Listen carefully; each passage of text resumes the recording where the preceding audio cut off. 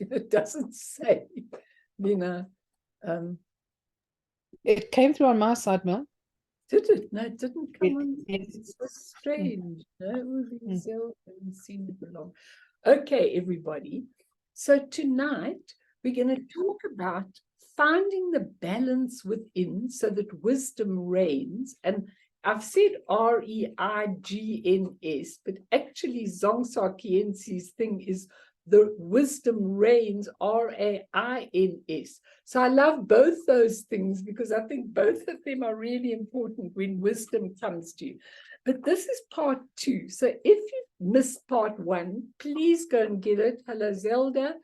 Please go and listen to part 1 because I don't want to repeat too much stuff because there's a lot to learn in this and I want to complete it today.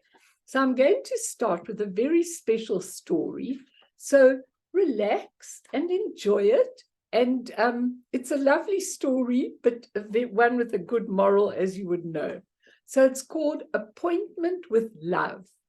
6 minutes to 6, said the great round clock over the information booth in Grand Central Station. The tall young army lieutenant, who had just come from the direction of the tracks, lifted his sunburned face and his eyes narrowed to note the exact time. His heart was pounding with a beat that he would see the woman who had filled such a special place in his life for the past 13 months, the woman he had never seen, yet whose written words had been with him and sustained him unfailingly. He placed himself as close as he could to the information booth, just beyond the ring of people besieging the clerks. Lieutenant Blandford remembered one night in particular, the worst of the fighting, when his plane had been caught in the midst of a pack of Zeros. He had seen the grinning face of one of the enemy pilots. In one of his letters to her, he had confessed that he often felt fear, and only a few days before the battle, he had received her answer, "Of course you fear, all brave men do. Didn't King David know fear?" And that's why he wrote the 23rd Psalm and really looked for it. Yea, though I walk through the valley of the shadow of death, I shall not fear, etc. And he had remembered, he had heard her imagined voice, and it had renewed his strength and skill. Now he was going to hear her real voice. 4 minutes to 6. His face grew sharp. Under the immense starred roof, people were walking fast like threads of color being woven into a gray web. A girl passed close to him, and Lieutenant Blandford started. She was wearing a red flower in her suit lapel, but it was a crimson sweet pea, not the little red rose they had agreed upon to identify. Besides, this girl was too young, about 18, whereas Hollis Maidel had frankly told him she was 30. What of it, he had answered, I'm 32, even though he was 29. His mind went back to the book that came into his hands of the hundreds of army library books sent to the training camp of human bondage. Of human bondage it was. And throughout the book were notes in a woman's writing. He had always hated that writing in habit, but these remarks were different. He had never believed that a woman could see into a man's heart so tenderly, so understandingly, and her name was on the book plate, Hollis Maynell. He had gotten hold of a New York City telephone book and found her address. He had written, she had answered. It was in the days when there were telephone books, okay. Next day, he had been shipped out, but they'd gone on writing. For 13 months, she had faithfully replied and more than replied. And when his letters did not arrive, she wrote anyway. And now he believed he loved her and she loved him. But she refused all his pleas to send him her photograph. That seemed rather bad, of course, but she'd explain. If your feeling for me has any reality, any honest basis, what I look like won't matter. Suppose I'm beautiful. I'd always been haunted by the feeling that you'd been taking a chance on just that. And that kind of love would disgust me. Suppose I'm plain, and then you must admit this is more likely. Then I'd always fear that you were going on writing to me only because you were lonely and had no one else. No, don't ask for my picture. When you come to New York, you shall see me, and then you shall make your decision. Remember, both of us are free to stop or go on after that, whatever we choose. 1 minute to 6, he pulled hard on a cigarette. Then Lieutenant Blandford's heart leaped higher than the plane had ever done. A young woman was coming toward him. Her figure was long and slim. Her blonde hair lay back in curls from her delicate ears. Her eyes were blue as flowers. Her lips and chin had a gentle firmness. In a plain, pale green suit, she was like springtime come alive. He started walking towards her, entirely forgetting to notice that she was wearing no rose. And as he moved, a small provocative smile curved her lips. "Going my way, soldier," she murmured. Uncontrollably, he made one step close to her.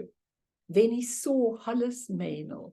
She was standing almost directly behind the girl, a woman well past 40, her graying hair tucked under a worn hat. She was more than plump. Her thick-ankled feet were thrust into low-heel shoes, but she wore a red rose in the rumpled lapel of her brown coat. The girl in the green suit was walking away quickly. Blandford felt as though he were being split in two, so keen was his desire to follow the other girl. Yet so deep was his longing for the woman whose spirit had truly companioned and upheld his own, and there she stood. Her pale, plump face was gentle and sensible. He could see that now. Her gray eyes had a warm, kindly twinkle. Lieutenant Blandford did not hesitate. His finger gripped the small, worn, blue leather copy of Human Bondage, which was to identify him to her. She had to wear a rose, and he had to carry the book. And this would not be love, he thought, but it would be something precious, perhaps something even rarer than love, a friendship for which he had been and must ever be grateful. He squared his broad shoulders, saluted, and held the book out to the woman, although even while he spoke, he felt shocked by the bitterness of his disappointment. "I'm Lieutenant John Blandford, and you are Miss Maynell. I'm so glad you could meet me. May I take you to dinner?" The woman's face broadened in a tolerant smile. "I don't know what this is all about, son," she answered.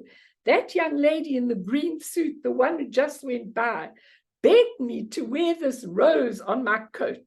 And she said that if you asked me to go out with you, I should tell you that she's waiting for you in that big restaurant across the street. She said it was some kind of test. And I've got 2 boys with Uncle Sam in the army myself, so I didn't mind to oblige you." Okay. That's a beautiful story because, all of us we all the same. That's how we see the world. If this beautiful green woman in a green suit, if it was great love, beautiful love that was so beautiful, then it was okay. But here, he had to realize that if it was something else, and she was absolutely determined, being a very good-looking girl, that it wasn't going to happen just superficially. So I think this is a very, very good story for all of us in talking about finding the balance within so that wisdom reign. Maybe we all need a Hollis Maynell experience to test us, to test whether we are able to see through the purified perception that is really our true nature, or whether we always see according to samsaric laws, okay, the superficial beauty of the relative world. And I explained last week that Dzongsar Khyentse Rinpoche, one of the texts that I was working with, he said that a sacred outlook, and that's something you really must remember, a sacred outlook means seeing the pure nature of every sentient being, no matter how evil they seem to be and no matter how much chaos they seem to be causing. We are able to see the ultimate pure side of that person, like the lamas are able to see us. And this is what we have to train in. We wouldn't have to train at all if we weren't covered with attachment and obscurations. But the training is to really clear them, and then the wisdom dawns. Not the wisdom is developed, the wisdom dawns, because the wisdom's already there, and it dawns as soon as we become willing to see the purity in each situation and each person. Now, this is so important because we need to train so that the dawning can take place. And finding the balance within, not without, is really important. You know, I was always reminded that at one Pilates or yoga class that I was once doing, they asked you to stand on your tippy toes with your leg up. And then, to see if you could balance on one leg. And then they ask you to close your eyes. Now, I don't know if you've ever tried to balance with your feet, standing on your feet with your eyes closed. It's really impossible almost for us. We can balance if we see something out there and we can focus on it. But that requires balance within. And once you are balanced within, the wisdom can actually come out. So I want to give you another little story that Lindsay, that she sent to me. She's not here, but such a lovely story. And I want to tell you this story. And it goes like that. The donkey told the tiger, "The grass is blue." The tiger replied, "No, the grass is green." The discussion became heated, and the two decided to submit the issue to arbitration.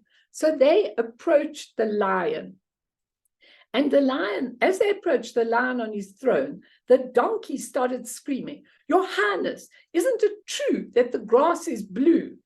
The lion replied, "If you believe it is true, the grass is blue." The donkey rushed forward and continued, "The tiger disagrees with me, contradicts me and annoys me. Please punish him." The king then declared, "The tiger will be punished with 3 days of silence." The donkey jumped with joy and went on his way content and repeating, "The grass is blue, the grass is blue, the grass is blue." The tiger asked the lion, "Your Majesty, why have you punished me? After all, the grass is green." The tiger asked, "So why do you punish me?" The lion replied, "That has nothing to do with the question of whether the grass is blue or green. The punishment is because it is degrading for a brave, intelligent creature like you to waste time arguing with an ass. And on top of that, you came and bothered me with that question just to validate something you already knew was true. The biggest waste of time is arguing with a fool and fanatic,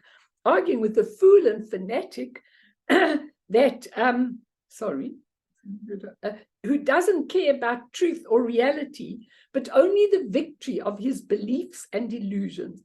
Never waste time on discussions that make no sense. There are people who, for all the evidence presented to them, do not have the ability to understand. Others who are blinded by ego, hatred, and resentment, and the only thing that they want is to be right, even if they aren't. So I thought that's a really lovely story, because I think there are so many people like that. And I think it's really, really important when we're looking at the balance and the wisdom to look very carefully. So somebody sent me this beautiful thing. Hello, Mimi, I'm glad you managed to make it after all. But somebody sent me this beautiful thing of the 4 Noble Truths. Fee, have you got that? Could you put it up quickly? Very beautiful thing of the 4 Noble Truths. 4 little words here. The 4 Noble Truths simplified. Life sucks. Here's why. You can fix it. Here's how. The end. Okay. So when you look at that, it's simple, right down to the truth, where the Buddha said life is suffering. It's because of your negative karma and your emotions. There is a place where the suffering ceases, and here's the path to get it. Look at that in 4 little words. I found that absolutely beautiful, because I think that that is the essence, thanks P, of everything, what we need to learn, and to be able to get a sacred outlook, which is so important. And if we can't get a sacred outlook, if people annoy us, if people drive us dilly, whatever people do to us, if we can train by reacting as though we could see a sacred outlook, that's what's important. So sometimes when I'm about to say something to somebody because they're really being wrong and they're really driving me dilly or whatever the case is, sometimes I stop and I think about the sacred outlook, because the training is to put the question mark on the other person and see where they are coming from. And that's called compassion, not just the judgmental thing of what the tiger, who is the wise creature of the forest, was going to do. It's really important. And when we train in reacting like that, we see the uniqueness of each individual. So last week, we were talking about Akong Rinpoche's restoring of the balance and of Dzongsar Khyentse's actual perception of how wisdom can reign. And he was giving the teachings from the Khyentse lineage masters who gave all their beautiful songs, and that's where it comes from. So one of the things that were really, really important was where Akong Rinpoche said that we allow life to balance us. And that's what I talked about a lot last week. We don't go out to make the balance. Life will tell us, like what you just said, Kathy, about fasting, once or twice a week or whatever this program was. You are going out to balance it, but your body will dictate to you what is right. If you've had too much yin foods, you'll want yang foods. If you've had too much savory foods, you'll want something sweet. Your own body will balance you. And the same emotionally, when you've had too many tears or too much anger, you'll say, enough, I need to move into another dimension. The life situation will teach you. You can say, I've had enough tears, I now need some light distraction, some humor, or I've been so anxious and tense at work, I know I need some relaxation. We can tell, this is what I was talking about last week, how we need that absolute balance. But what is important, what is really important is when we come to talk about the balance between life and our spiritual path or our spiritual practice. There's a very important expression, and I'll throw it out to you to debate with me anyway, just now, but there's a very important spiritual request that we make in all our prayers, which goes, help me to equalize, when you're on a pathway, to equalize life and practice. Help me to equalize them. But Akong Rinpoche says that samsara is the illusion, the cloud. Do we need to balance with the cloud? Now, it's such an interesting question, because how do we balance life and practice? How can we get the balance? Now, once when I was on retreat in India, I wrote down, and don't ask me the book because I can't remember. I know that the master was Zer Chungpa, and Dilgo Khyentse Rinpoche was writing the commentary on his book. And this is what he wrote, and I wrote it down in my diary. He said, drop ordinary activities. Put them off. Why?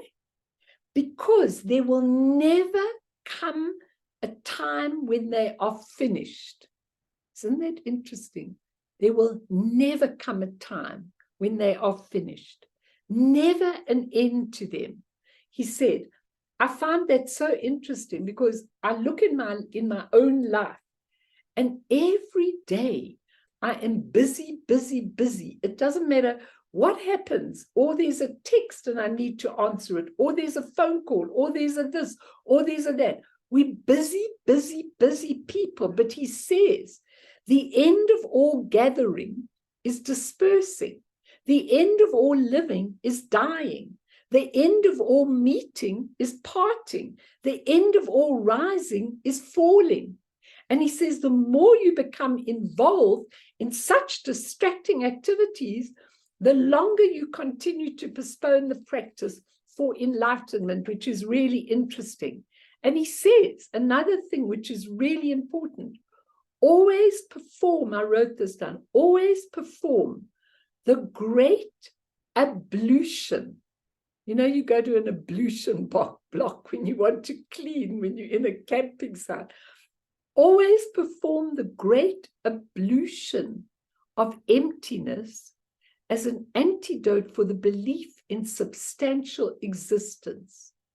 So when your participation and your energy and your human mind is completely into a substantial situation that you happen to be in, perform the great ablution of emptiness. This thing that is in front of me, that I am putting all my effort and energy in, is empty. It's empty of a separate existence. Therefore, if I forget about everything else and put all my energy into it, then I'm never going to make that path of enlightenment. He said you have to see thoughts as the ornament of the absolute nature. So whatever you're feeling, whatever you're thinking, it's the ornament of your true nature, which I find so interesting, because an ornament, you can take an ornament and you can actually take an ornament out of the room, and it may detract a little bit from the room. It may not look as nice, but it's actually irrelevant to the situation. So it's really important that you understand that these thoughts and feelings and propositions that you're busy with are only ornaments of your true nature. So now I'm asking you, and then the last thing, two more things he said. Instead of preparing for next year, when you cannot be sure whether or not there will be a next year, prepare for death, which is certain to happen. And the last thing he said was, when Dharma gets difficult, stamp on your faint-heartedness. I love that. When Dharma gets difficult, stamp on your faint-heartedness. So how do we do this? How do we equalize life and practice when Akong Rinpoche says, hang on a moment, all this that you are involved with is an absolute illusion. So why are you so involved in it, and how do you equalize life and practice? Are you going to answer, Eugene? I know a lot of you are having load shedding, and if you're not having load shedding, then try and put your cameras on, because it's so nice for me when I see how you're responding. Did you want to say something, Eugene? Or you just came onto camera? No, the lights just came on now. Okay, so I'm very happy. Ours are about to go off. Okay, but anyway, how do you equalize it? What can you do? How can you change yourself? How do you equalize life and practice in the balance especially when you've got a really demanding job, demanding business, demanding family, demanding everything. How do you equalize it? Just give me one or Well, two. Yes, please. like, so I'm starting the Lojong group now on Thursdays as well. Oh, that's So, and I read like some pre-reading that Cameron sent through. So the one thing that was interesting that the article said was that lots of people see the practice, so that they hide in both real life and in the practice. okay. So when the practice gets too hard, it's like, oh, I need to get back to real life. I've got things to do. When they're stuck in their real life and real life gets too tough, it's like, ooh, like I'm losing control. I need to practice a little bit and escape all the pressures of my real life. So and like Dilgo Khyentse has a book with like little like potpourri for the soul kind of stuff, like little things and stuff. So he says most of our life we're like walking on a mountain path, but instead of like staying on the path, we like to skip along the mountain ledge on the edge. And that and play against the wind, and that's how most of we don't want to go full out to the like commit to the path, but we also don't want to full out like remove ourselves from the path and just get stuck in the samsara either. And I think like most of us Buddhists like we try to find comfort in real life, and then when it gets too tough, hide in the practice and we'll do the practice. But when the practice gets too hard and you're really dealing with your uglies, then we like to escape back into real life. And I think we're kind of like dancing between So those how two. do you change it? What's the solution? Tell me what the solution is. You I need want to to know. go. You need to go alls to the wall and like commit to eat. Like that's why there isn't a differentiation between the two. Like your life needs to be the practice. You need to start where you are, and your situations is exactly where you need to be. So you need to implement it in your life, and like do your practice in your life, and like your practice is also your life. So you need to do both. That's the point. But the thing is this, that why is there a division? Because what I'm beginning, I mean, what Akong Rinpoche said was, this is what he said. He said, take a Buddha or a highly evolved Bodhisattva. They are in balance automatically, and their whole life is a spiritual one while serving in samsara. It's not in the middle of spiritual life and life in samsara. How can it be if samsara is an illusion? He says the most important thing is when you can take your nature of mind and your own perception. And as Dzongsar Khyentse Rinpoche says, you start to see it differently. You start to really understand it differently. That's how you bring life and practice. You do need to spend a little bit of time doing practice every day, only for one reason. You wouldn't need to. You're not going to be a Tibetan ever, but you need to do the practice in order to help you to have the pure perception, because it's not possible in samsara to get that pure perception. So when you do the practice, like Vajrayana practice, being the deity and things like that, that's how you learn that everything is emptiness, and out of emptiness arises everything and it goes back. So what happens when you do that and you balance it out? There's the light, so it hasn't gone off. That's fine. What happens when you balance that is that what happens is that you allow the poisons and the coarseness of life to naturally transform.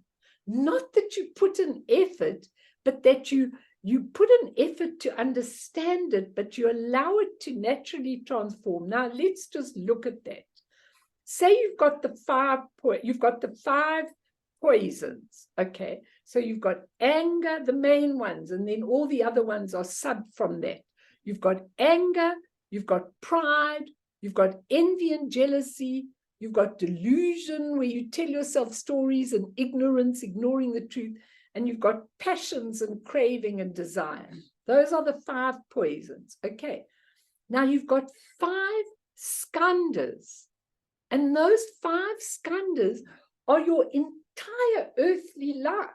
What are they? What did the Buddha say? None of them were real. Your form, this form, I mean, take a look at your face when you start getting older. They're all wrinkles and your body gets sick and the form dissolves completely and totally. Form, feelings. Are you feeling the same as you felt even this morning? Never mind at the beginning of your life. Your feelings are changing all the time. Form, feelings, perceptions. We've been talking about that tonight, how you see things. Habits, these habits that we go back to. He says we go and do our practice and then off we go. We forget about the practice and we go back into the habits. And your consciousness, all the human consciousnesses, the sense consciousnesses, the judgments, all of those things, those are the 5 skandhas. Now, let's just put for a minute what we've done before. The 5 poisons, the 5 skandhas, and the 5 wisdoms. How do we transform them? So if we're in an angry situation, really angry, somebody has annoyed us, we're really, really, really angry, we can only see the anger. But if you look again with your sacred outlook, what happens is you'll see that this is a mirror for you. This is a chance for you to change how things that are inside you. Maybe you were angry and impatient in a whole lot of lives before. And now this person is a mirror for you, called mirror-like wisdom. The minute you perceive that, the consciousness transforms. One of the skandhas transforms immediately. The consciousness turns. It's the most amazing thing. So if you do that in every angry situation, it'll just start coming naturally. This is a mirror. And then your consciousness starts seeing things in the pure form. Another example, let's say you are very envious and very jealous person, and you're always jealous of other people. And now you're in a jealous situation with somebody, and you're really feeling awful that they've done so much better than you at work, okay? If you look deeply in it, that same envy is action accomplishment. It means that person is in that situation, that's the right situation for them, and you're in the right situation so that it can turn into action accomplishment. And what is the skandha? The skandha is your habits, your habit of being jealous and envious of everybody else's situation. It's a total lie, because everybody's in the right situation and you're in the right situation. And when you start seeing it like this in every situation, that's when life can balance. That's when you can equalize life and practice, because you take it into your daily life. And you know, if you just look at passions and craving, if you look at passions and craving, like, I want this so badly, and I want a nice house, and I want more money, and I need this, and all of that. When you look at passions and craving, when you look at it with discriminating wisdom, discerning wisdom, you begin to see things are not like that at all. They really aren't like that. Everybody who's got money, everybody who's got what they've got it because that's the right situation. And so the skandha of perception absolutely transforms. And you see the situation with discerning wisdom. Now that's how you bring the wisdoms into samsara and get the balance, by looking at every single situation in a different way. Comments, questions. Any questions, any comments? Because this is so important when you equalize and you drop your ordinary activities. And really, Dzongsar's Khyentse says, which I told you last time, there's an inseparability of the solution and the problem. The problem is the solution. The problem is anger. Oh, I'm coming to you, Via, right now. The problem is the solution, and vice versa. And he says, it's like we're searching for water. We need water, we need water. In the meantime, in our hands is all these blocks of ice. And he says, we're so busy looking for the water, we don't even realize that the ice is already in our hands. And all we have to do is relax, and the ice will turn to water. Now he says, in the same way, the wisdom is right there in our hands. And if we stop the tension, we will see the wisdom. It's right there. The ice melts. The negative emotions are the wisdom, but we can't see it. Sorry, Viam, please. No, Mel, sorry, no problem. I didn't know you saw me there. I'm thinking that, with contemplation and meditation, that, chasing after these happiness that I think is to be found in samsara has never liberated me from samsara. Nothing in samsara, nothing that I think I need to achieve or what will make me happy has ever liberated me from samsara.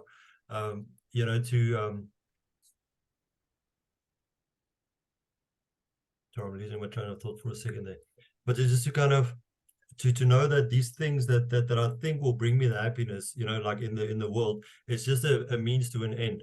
There's no something at the end of the perfect job or the perfect relationship that's going to bring me a perfect happiness, to kind of create a bit of a detachment from that, and to create more of a less of an attachment to that, so that can have the bigger view that, and try to bring that, what I cultivate in my morning meditation, into my day while I'm doing it, because not to practice there and then go work hard and strive hard and achieve the goals, but to know that I don't have to put so much energy into this, because there's nothing I'm going to get there that's going to benefit me ultimately, and I don't need as much. For me personally, I don't think I need as much as my Western conditioning tells me I need, materialistically. What you say makes absolute sense to me. But you know what? It's probably the most difficult thing to do. As we were saying last week, Fiona, you were saying last week how difficult it really is, because we've got it right at our fingertips. But what makes me really scared when I look at the news and I see what's happening in the world, that these teachings, these things are not going to be around for a very long time. I mean, we're in that privileged age where the Buddha told us that he said, if you can't see that this is a pure land, that's not my fault. It is a pure land. And what we have to realize is that all the impurities are really pure things. We just can't perceive them. We haven't trained ourselves enough to take away all the obscurations. So I think what you're saying makes absolute sense. I think your key thing, what you're saying, is that when we've done the work in the practice, and don't think that practice is always stimulating. There are days when it's amazing, and there are days when it's boring. It's the same as everything in life. But the bottom line is, if you are consistent with it, you will have that breakthrough, because the universe is waiting for us to have that breakthrough. So there are the beings there, ready, alive, if we just make that little effort. And if we can do the prayers and do everything, and then bring it into our lives, not forget about it and go back to it tomorrow morning. We've got to work from our nature of mind. That's what Rinpoche says, Akong Rinpoche says, is the balance, that by taking it out into the world and really doing it in the world, that's how we balance everything. And it's really, really important. And Dzongsar Khyentse Rinpoche calls it the ordinary mind. And I always get so confused when I hear that word ordinary mind. Because for me, the ordinary mind is so ordinary, it's not even worth contemplating. But that's how they feel about the nature of mind, about the Buddha mind, that it is an ordinary mind. So any Mel? other questions? Yes, Mel? please. But Please. isn't the ordinary mind in and of itself the ultimate mind? We just don't recognize it. That's Yes, I'm yes. sort of thinking. Yes, the ordinary mind is the Mm. ultimate mind. They call it the ordinary mind. We call it the human mind or the ultimate mind. There's no ultimate about it. It is really your mind in which your human part of your mind is contained. And when we understand that it's always there, it's so amazing. Really, really it is. It's amazing. Anyone else, any questions, any comments? Because I want to give you a little bit more of the balance and a little bit more of the wisdom teachings from these two things. And I want us to do a little meditation. But anything anybody wants to say or ask. Kerry, are you okay? Sure, she's a bit late. Are you okay, Kerry? Okay. Yes, I'm good. Thank you very much. Anything you want to ask? Iga, you're very late. You'll have to get the beginning of this on YouTube. Anything you want to ask, Kerry? Not yet. Not yet. Thank you. That's fine. Anybody? Okay, so Rinpoche says when a bad thing is, Akong Rinpoche, when a bad thing is happening, we forget two things. Number one, we are the creator of those circumstances. And number two, there are other good things happening at the same time. I think that's so important.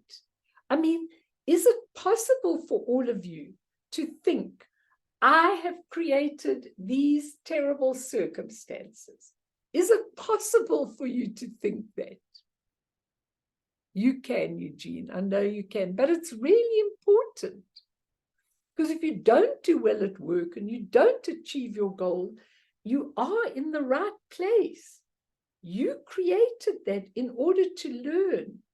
And I'm always screaming at people, please learn. Yes, Eugene.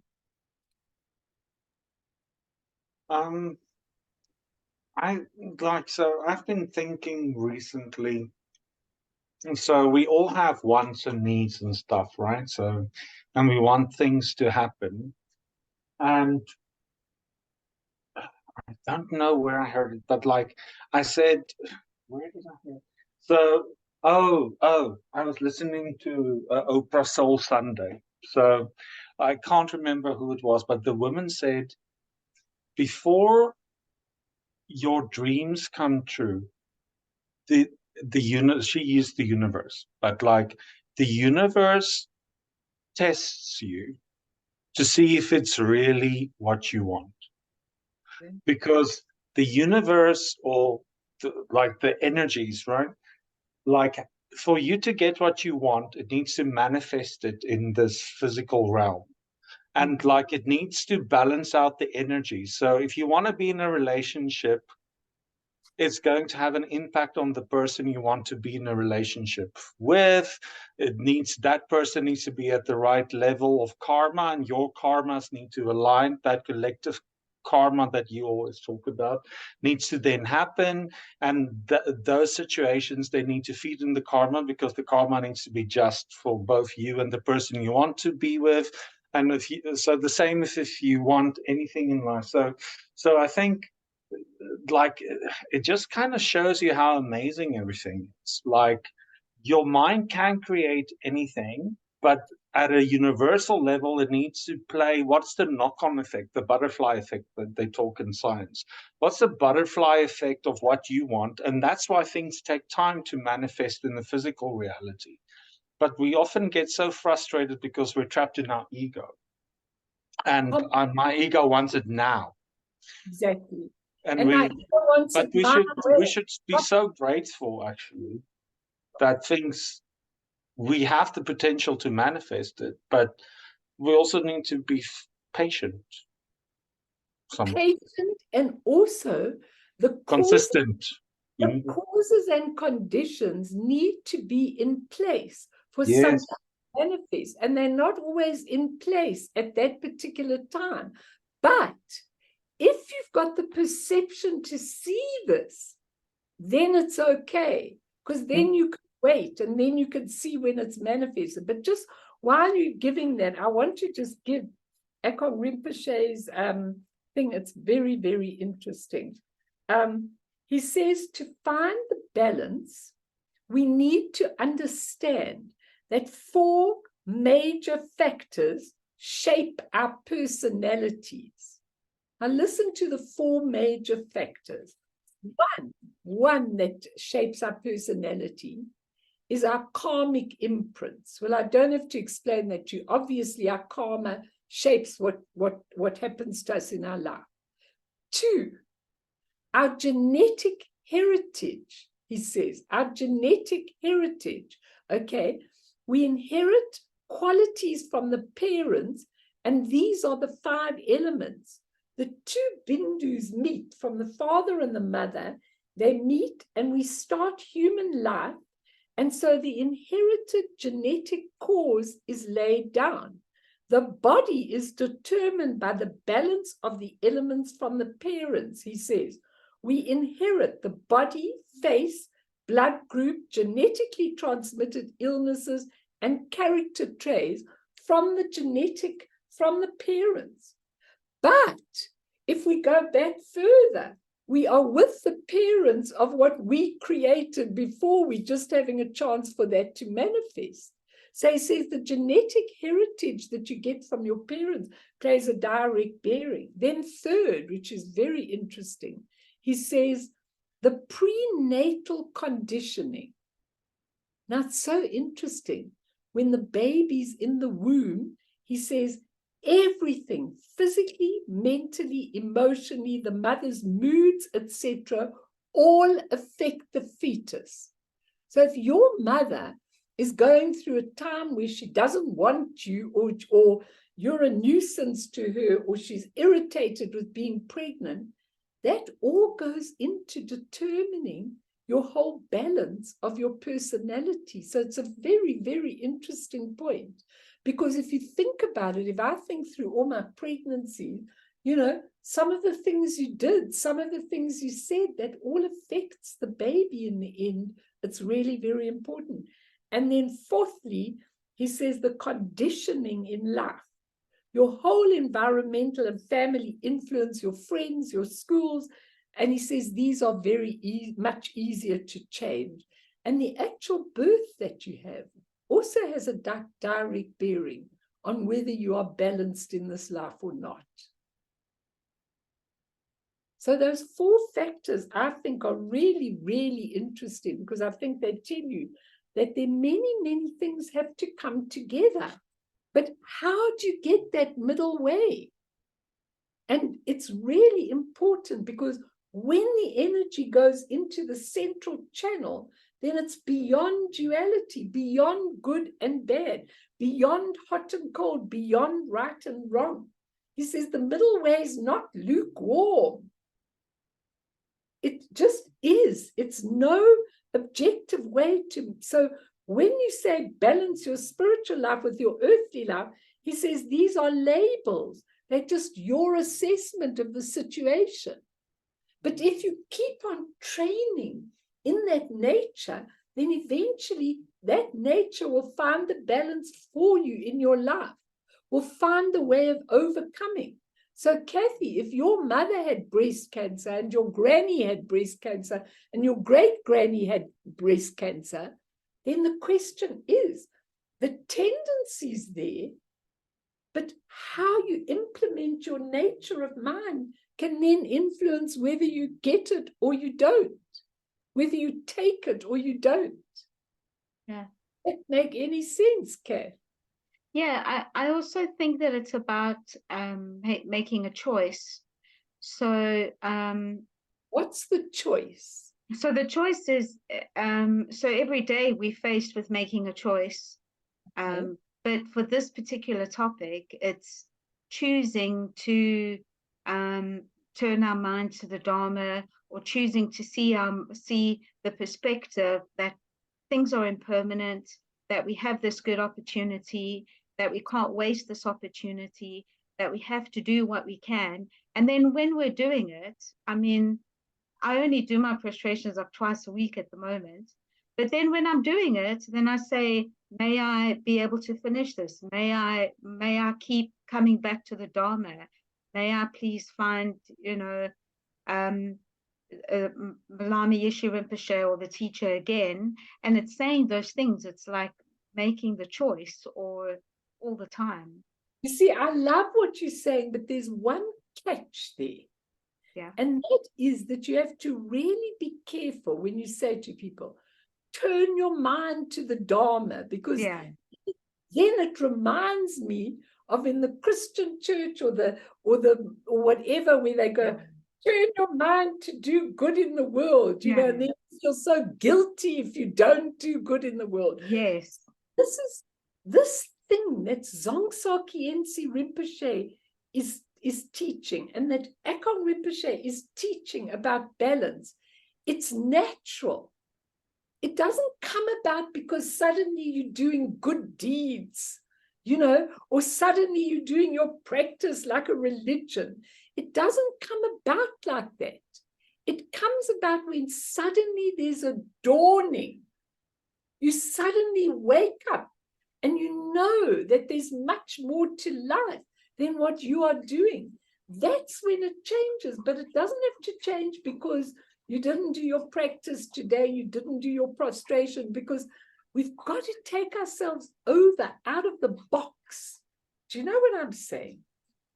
It's like really so important, you know, that we can bring all of this into our lives naturally. That's what I'm trying to teach. Naturally, by just being wide awake and perceiving people in a different way and understanding the world in a different way. And when the Buddha said to Shariputra, if you can't see the world in a pure way, that's not my fault. It doesn't mean the purity isn't here. It means you can't see it. So aren't we learning to see things here? But that process of that natural process, it could be through studying, it could be through getting an illness, it could be through losing a loved one, it could be through all of that. Exactement. Exactly. What are you saying there? What are you saying? Because what you're saying is exactly what I'm trying to teach tonight. So tell me what you're saying. Well, okay, I'll just use myself as an example, that I was always very, I always saw the world through rose-tinted glasses. And then it took studying and Dharma. Pretended to see the world through rose. Pretended, yes. And I thought everything was great, and I thought governments were great, and I thought everything was fine. But then it took living in the world and studying and, opening my mind out and growing up to see actually everything is really not good. And then also my illness that I went through as well. But if I didn't have the Dharma, if I didn't have the exposure to the Dharma, then, so everything, I think it's knowing that for each of us, everything is happening as it should, and that everything is fine as it should, but we can always learn, we can always progress, that there's so much more that can happen. No, but what you're trying to say in the beginning is that the wisdom is already there. The wisdom is already there. It's not that if you go to India to seek it, or you go to a master to seek it, they might stimulate it, but it's already inside you. So what we're asking in finding the balance and the wisdom is to make a connection once you make a connection to your Buddha nature, to your awakened nature, then suddenly things are not so coarse, things are not so permanent, things are not so solid. And that happens over a period of time until you are seeing the world through pure eyes. You know, but it's not, this is what you have to do. You just have to continually wake up. And when you continually wake up, eventually, one day, you actually see it. And Dzongsar Khyentse Rinpoche says, all these songs that the masters, the Kagyu masters speak about, he says they all say the same thing, the absolute futility of samsaric aims, the absolute futility. And that's the 8 worldly concerns: praise and blame, fame and insignificance, gain and loss, and pleasure and pain. We live with the 4, you know, with those 8 things. They never end. They absolutely never end. And our attachment to them is so great. When will we wake up to see that? So difficult. Because we're so enmeshed in this world. We really are enmeshed in this world. And we have to take a step back outside ourselves. And it's kind of like I was saying to them yesterday, when you do tantric practice, you are stepping outside of this personality into something which is pure and whole. And if you can carry that, I always say to myself, what would Tara do in this situation? What would Guru Rinpoche do in this situation? Because I'm that. It's not, you know, what would Melanie do in this situation? What would Tara do in this situation? And I can carry it out because I know what Tara would do in that situation or what Guru Rinpoche would do in that situation. That's how we change the perception. Do you all understand that? Let's do a meditation. Just get into your meditation position and just breathe in and breathe out. And just come to this moment. And I'm going to read you a quote from Guru Rinpoche. He says, you may hear 100 teachings, read 1,000 books, but hold on to just this one notion. There is only one thing you need to know. Know this one thing alone. Everything arising is released when you remain within the awareness of mind's nature. Everything arising is released when you remain within the awareness of mind's nature. You are mind's nature. This drama that you're going through, this person, is a temporary, transient drama.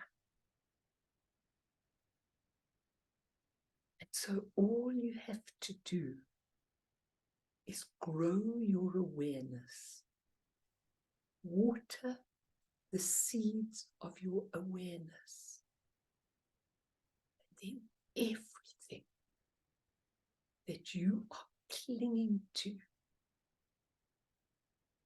good deeds, jobs, making money, being successful, getting the right partner, finding your way, gaining enlightenment, all those things. Just let the balloons go, release them in the awareness of mind's nature. None of them are real. None of them are solid. None of them are permanent. There is something there, but we are clinging too tight. As you breathe in the awareness of your true nature, the only thing you need to know in this world. And as you breathe out, release your grip on everything. Let it be. Let it all expand and dissolve into the emptiness of this whole universe.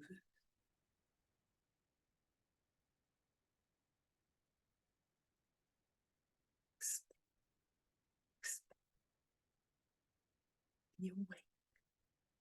Be awake.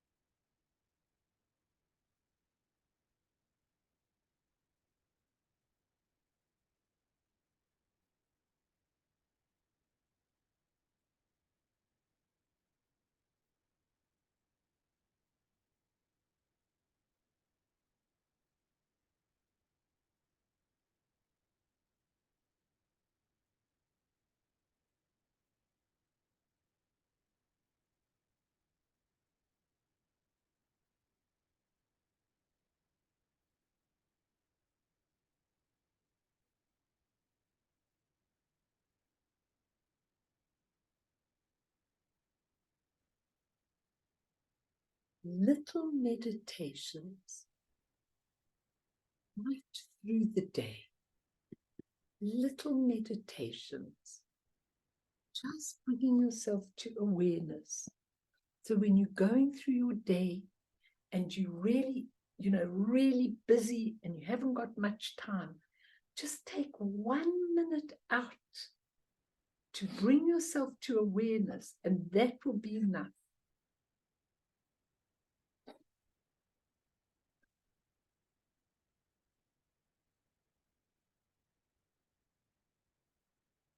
That's really important, because when Guru Rinpoche says there's just one thing, we have to really understand it. And Dzongsar Khyentse Rinpoche, I mean, he didn't even give an explanation, but I wrote that down, which was very, very interesting, because he said, how do we get obscured? How do we get tangled up? He said, Shariputra asked the Buddha, how do we get obscured? How do we go astray? How do we get the wrong view? So the Buddha said, through desire, we get obscured. Through anger, we get obscured. Through delusion, we get obscured. Through envy, we get obscured. Through pride, we get obscured. But then he gave a shock, because then he said, through generosity, we get obscured. Through patience, we get obscured. Through wisdom, we get obscured. And through meditation, we get obscured. That sounds odd to our human brains. But what he said after he gave that, he said, the richness of Buddha's teaching. And what that was about no attachment. In other words, if you are in your true nature of mind, and you are generous, and you are patient, and you are wise, and you meditate, if in your true nature of mind these things come spontaneously, they are exquisite because they are the natural. That's Akong Rinpoche's thing, the natural balance. Life will give you the way to balance. You don't have to work it out. Life will give you the situations to be generous, patience, wisdom, everything else. You don't have to work it out. But when you work it out and you're attached to it and you tell everybody about it and you preach it, it's absolutely not it. That's the point. So that's what causes our obscurations, our attachment. We've got an idea of how we think the world should operate spiritually. And when we go and preach it to the world, nobody wants to listen. Because it's attachment. It's not coming from your beautiful heart out to the world. That's what the point of this is. Balance can only come when you are absolutely and totally in your heart, when it's natural for your whole thing.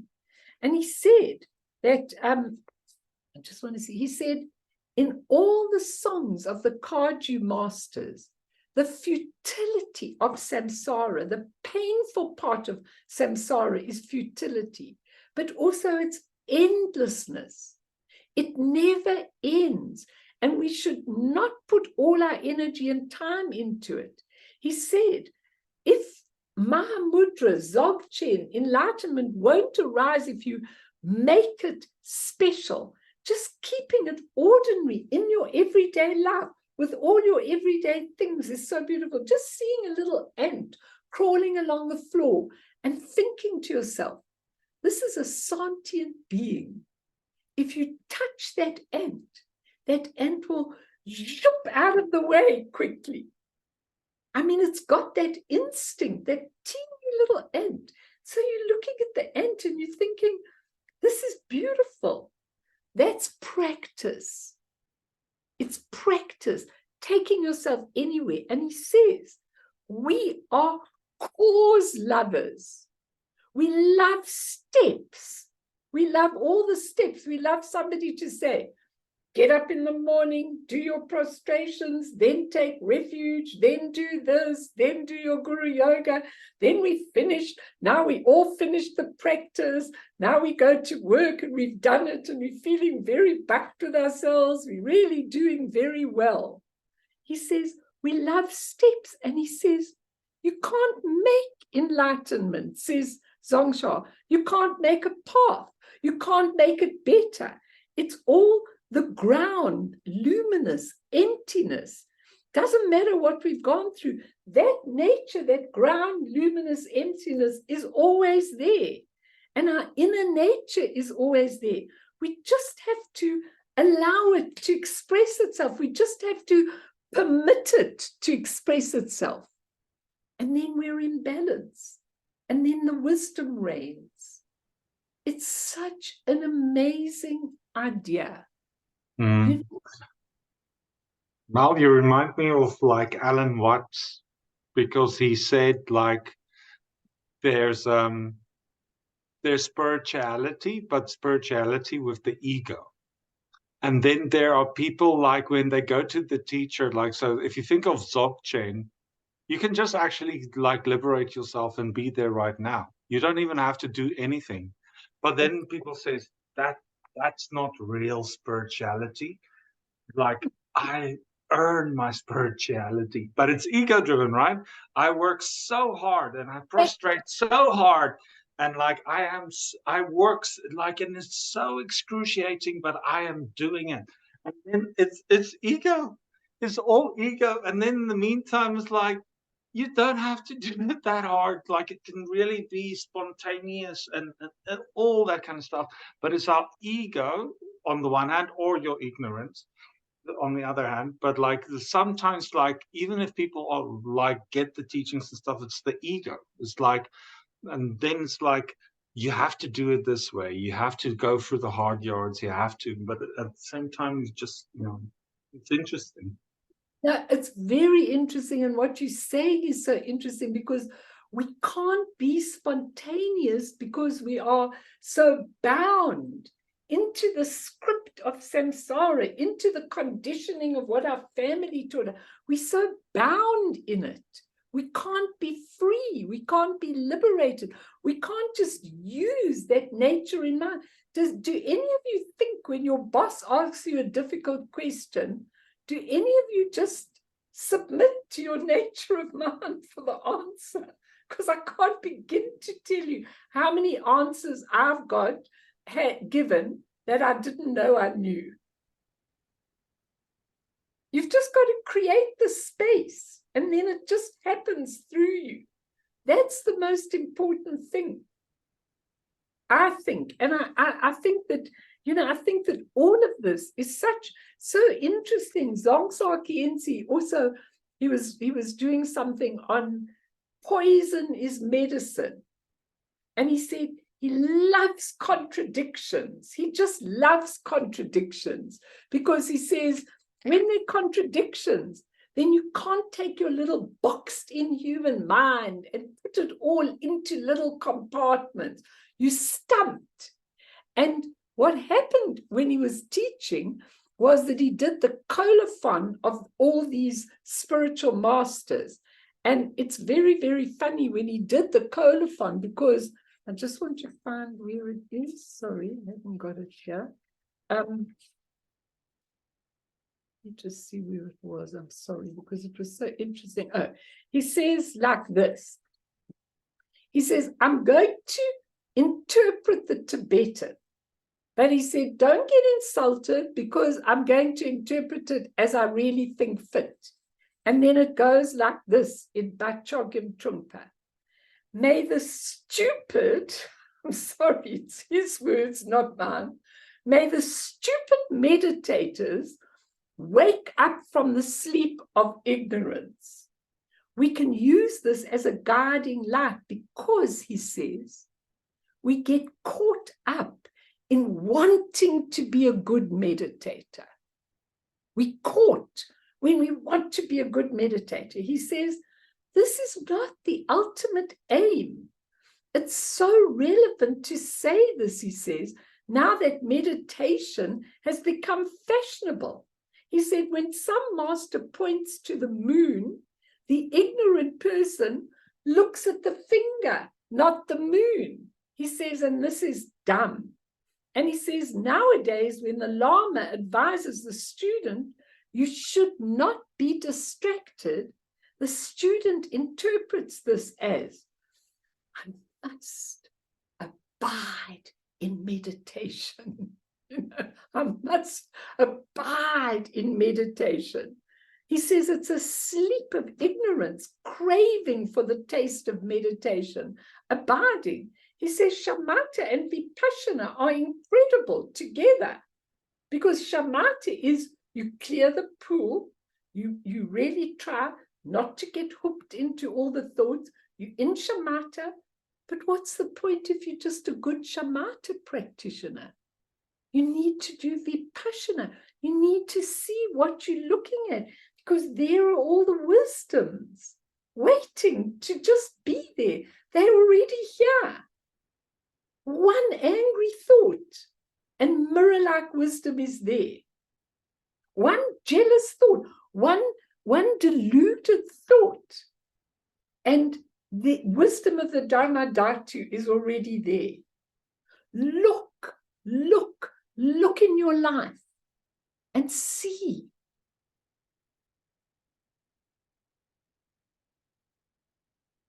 It's so important, this. It's your perception. Don't look and say, I'm a bad meditator, I keep getting distracted.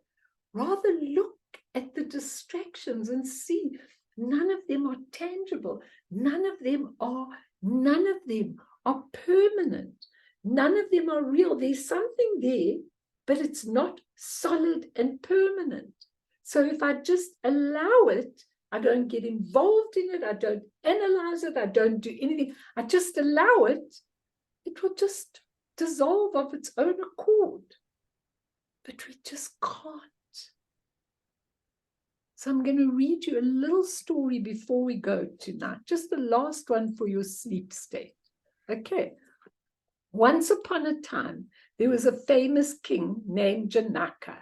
He was at once a king, a saint, a scholar, and a great teacher.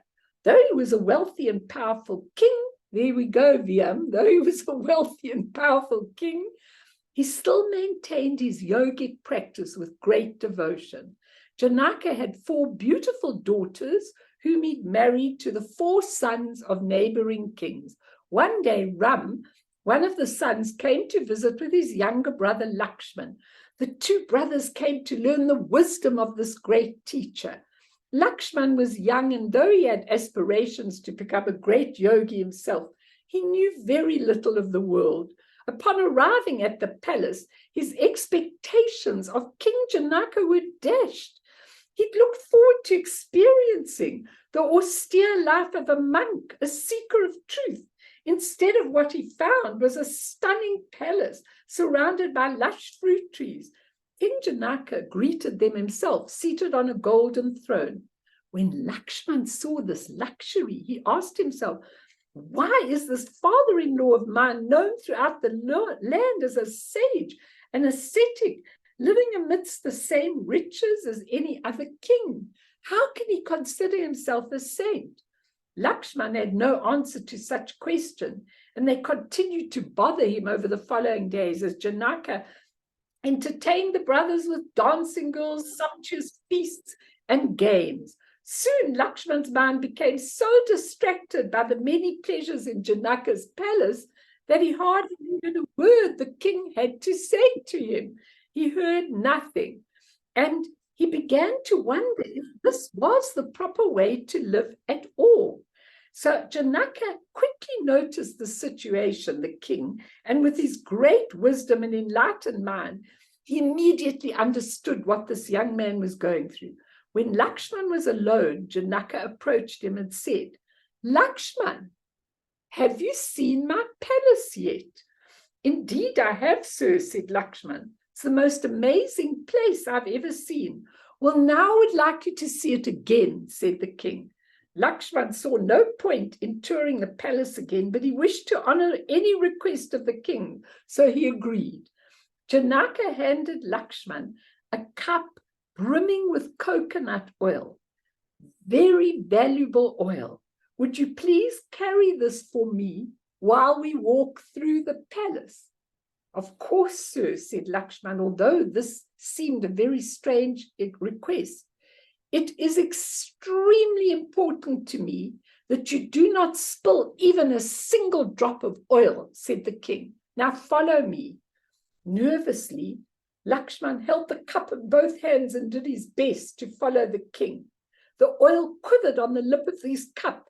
The slightest jarring and it would spill. The king took him through the royal gardens around the pool of lotus blossoms, but Lakshman's eyes were fixed on the cup as his feet carefully felt each step. They crossed the palace kitchen where the beguiling aromas of cardamom and coriander enveloped them. But Lakshman might as well have been noseless.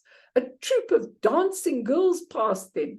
The girls had golden skin and perfumes even more fragrant than the kitchen.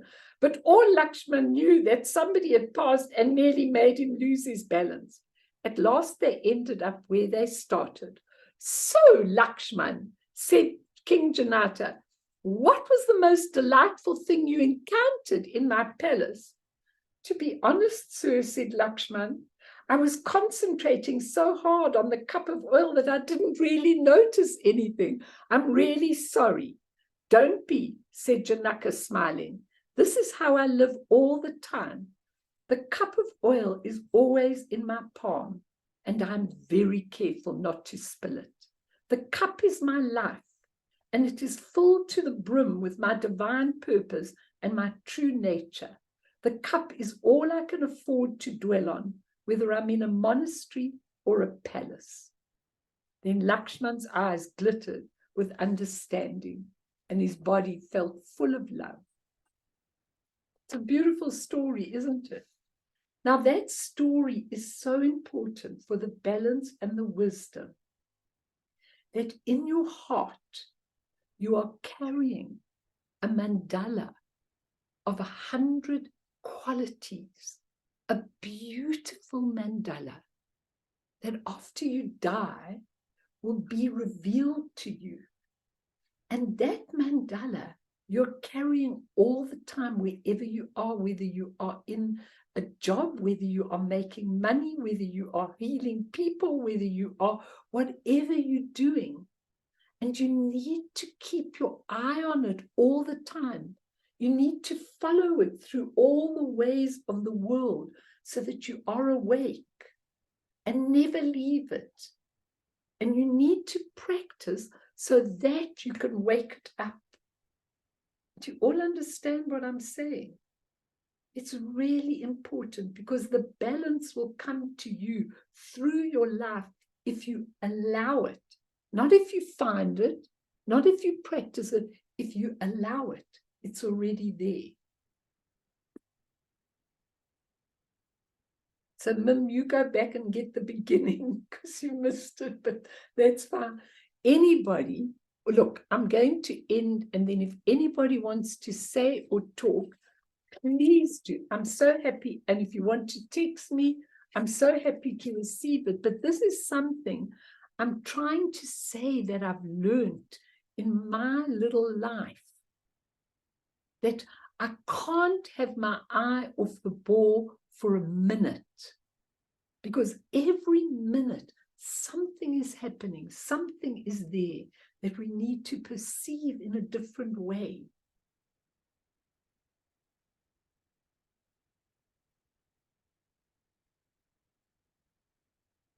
Please do. And then next week, I thought I'm probably going to do something on sound, mantra, and Vajra speech, because I think it's really such a lovely subject. It's very vast, but I'd really like to do it with you if I can have time to finish it in time. So let's dedicate, and then I stay for anybody who wants to ask me or question me or say anything. So we're dedicating all our teachings to all the suffering people, particularly at the moment in the floods in Libya and in the earthquake in Morocco, and all the suffering in the war in Ukraine, in the deprivation all over the world. We dedicate all these teachings, and our prayer is that people awaken to their true nature. You don't have to be Buddhist to awaken to your true nature, but that all people awaken to their true nature so that those spontaneous generosity, compassion can start spilling over into the world. And through this merit, may we achieve all-seeing Buddhahood, and thereafter, once all harmful enemies have been defeated, may all beings be liberated from the ocean of existence stirred by the waves of birth, old age, sickness, and death.